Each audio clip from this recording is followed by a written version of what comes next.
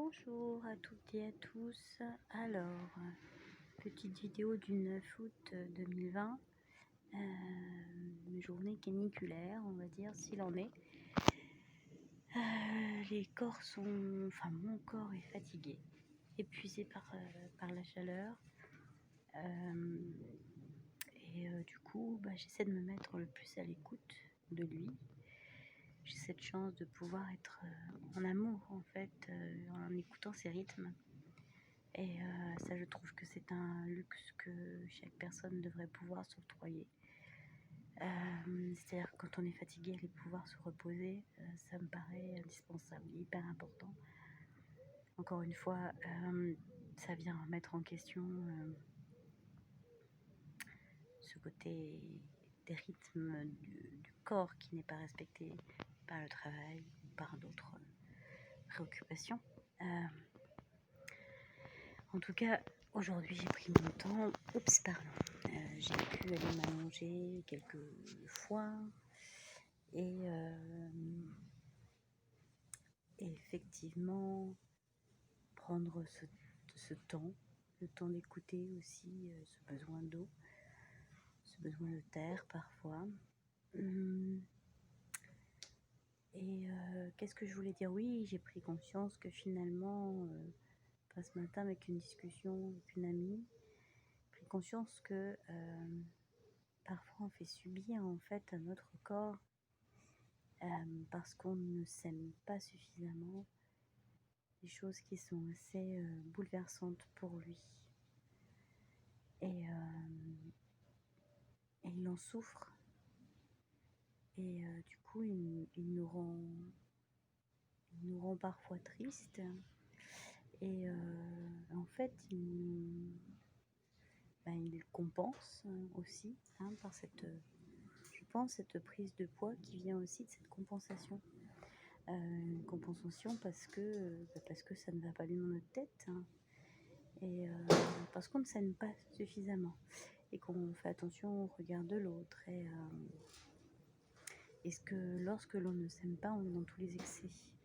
Lorsqu'on ne s'aime pas, on peut faire de l'hyperphagie, on peut faire de l'hypersexualité, on peut faire des prises de risques, conduites addictives et autres conduites, l'alcool, la cigarette, le sport, les sports de danger, les sports dangereux par exemple aussi. Et je pense que quand on ne s'aime pas, en fait, on est en capacité de se faire du mal, parce que on se dit que finalement ce n'est rien, parce qu'on est capable de supporter, de gérer, que c'est normal, parce que voilà, qu'on se fasse du mal, après tout, c'est normal, puisqu'on a l'impression qu'on ne le mérite pas. Enfin, en tout cas, là je dis on, mais effectivement, je devrais dire je. D'ailleurs, j'ai commencé par dire je. Pardon. Et donc, j'ai eu l'impression durant des années de ne pas mériter, comme si je devais faire quelque chose pour mériter d'être aimée, pour mériter de m'aimer moi. Et du coup, conduite à risque, c'est-à-dire, des conduites à risque. J'ai pu à un certain moment être dans l'hyperphagie et donc dans la boulimie également, même aller jusqu'à l'hypersexualité quand ça ne va vraiment pas. Et en fait, alors ça c'est compliqué, je vous livre ça, c'est vraiment en toute intimité, et en même temps c'est un sujet d'actualité. Je me rends compte que beaucoup de personnes pensent être libres avec l'esprit très ouvert, et en fait ce n'est pas un esprit ouvert, c'est pas de l'amour, c'est souvent des choses qui sont parce que je ne m'aime pas, ou en tout cas parce que je n'ai pas accès à mon émotion le plus profond, que finalement tout est normal et tout est acquis. Enfin, je peux faire ce que j'ai envie parce que j'ai l'esprit libre. Et c'est cet accès aux émotions qui nous est un peu...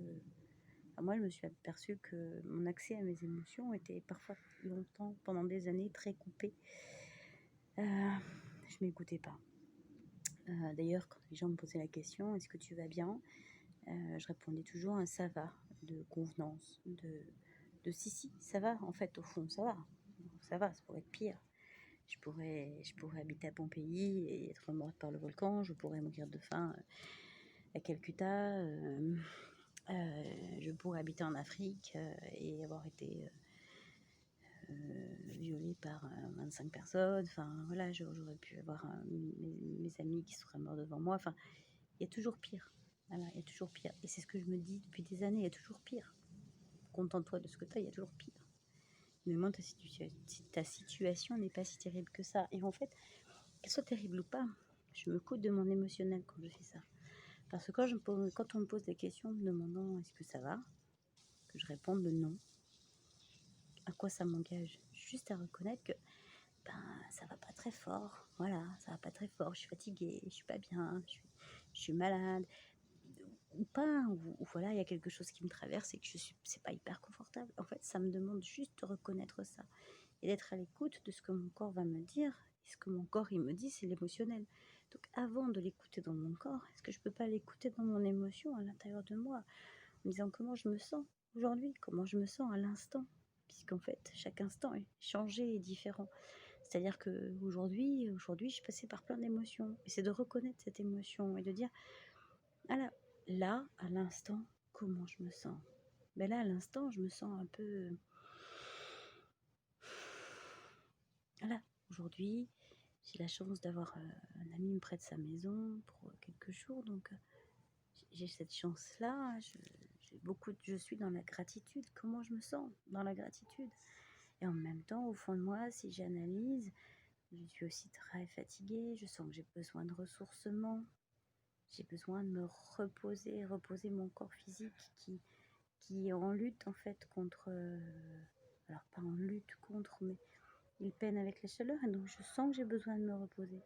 Je sens aussi que j'ai fermé les portes là avec le portail d'hier, du 8-8. Je sens que des portes se sont fermées. Notamment des fonctionnements addictifs ou des fonctionnements, comment dire, justement mécaniques, sans parler des fonctionnements où je n'écoutais pas ce que je ressentais complètement profondément, sur ce que j'avais envie de manifester dans ma vie, de qui j'étais réellement au fond. Et si je ne m'aime pas, voilà, j'ai fermé des portes. Je pouvais le chercher à l'extérieur, dans des pratiques, dans la nourriture, peut-être même dans des pratiques spirituelles d'ailleurs, cette espèce de recherche, de confirmation de qui je suis. Et en fait, je pense que j'ai vraiment besoin de dire, voilà comment je me sens aujourd'hui, là, maintenant. Tout de suite, là, à l'instant, comment je me sens. Et j'aime me ressentir cette gratitude. Mais si je peux ressentir cette gratitude, c'est parce que j'ai pris le temps de m'écouter à l'avance, d'écouter. Et pour m'écouter, je dois pas faire 1000 activités. Je dois pas être dans 1000 choses, dans 1000 pensées. Je dois être vraiment profondément à l'intérieur de moi, de ma terre. Et oui, de ma terre profonde. Là, par exemple, en ce moment, on souffre de canicule. Et qu'est-ce qu'elle nous dit, cette canicule? Cette canicule, est-ce qu'elle ne nous dit pas de nous poser? Parce que si on ne se pose pas quand il fait 40 dehors et que la nuit on ne dort pas parce qu'il fait toujours 36, 38 et que ça ne descend pas en dessous de 25, on va tomber, on va mourir. En plus, là, on nous met des masques pour bien nous empêcher de respirer. Et donc, entre cette chaleur, sous les masques, etc., qu'est-ce que j'ai envie pour mon corps? Est-ce qu'effectivement, j'écoute mon corps, comme la planète qui se met un peu au repos, qui peine et qui en même temps se repose? Elle nous invite peut-être à nous reposer et à entendre encore plus nos intuitions, nos ressentis, alors pour les autres, mais surtout pour soi. Et là, moi, j'ai envie de te dire que m'aimer moi, c'est aussi me dire, et là, non, là, je bouge pas, là, j'ai pas envie. Et le dire à ceux qui m'entourent, parce qu'effectivement, je suis entourée chaque instant de personnes. J'ai des enfants, je suis entourée de ces enfants, notamment en ce moment pendant les vacances scolaires. Donc, si je dis pas à mes enfants, là, je suis fatiguée, je suis désolée, voilà, fatigue. Parce que j'ai besoin de me retrouver aussi avec moi-même. Et que j'ai pas envie d'entendre tes petits problèmes, par exemple. Même si je peux les entendre, mais peut-être je vais prendre le temps de écouter d'abord comment je me sens, si je suis en capacité d'entendre, d'écouter, de ressentir aussi, et d'aider l'autre, parce que je ne le suis pas toujours en capacité d'aider l'autre. Parce que parfois, c'est intéressant aussi de recevoir soi.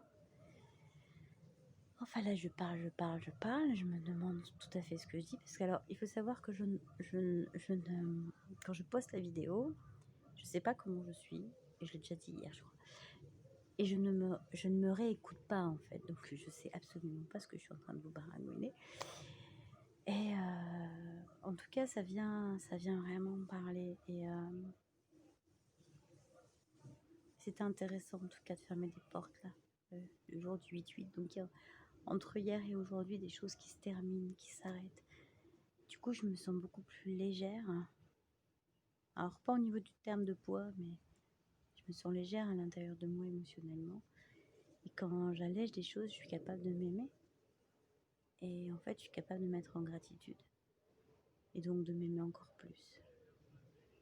Enfin, en tout cas, je vous fais des bisous à ceux qui me regardent, ceux qui ne me regardent pas aussi. Et j'envoie de l'amour à la planète parce qu'aujourd'hui, c'était la Sainte Amour, je crois.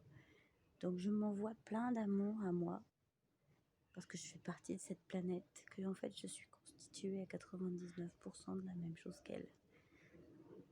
Et tout comme la planète, j'ai les mêmes constituants dans mon corps, mais également dans mes émotions. Donc là, elle me demande de m'écouter, de me connecter à elle, mais aussi grâce à mes émotions. Alors je vous envoie plein d'amour. J'envoie plein d'amour à Gaïa, notre planète, notre mère. Et je vous envoie plein d'amour à tous. Et j'envoie plein d'amour à tous ceux qui sont sur la planète, parce que je peux faire que ça de là où je suis. Je vous embrasse. Ciao, ciao.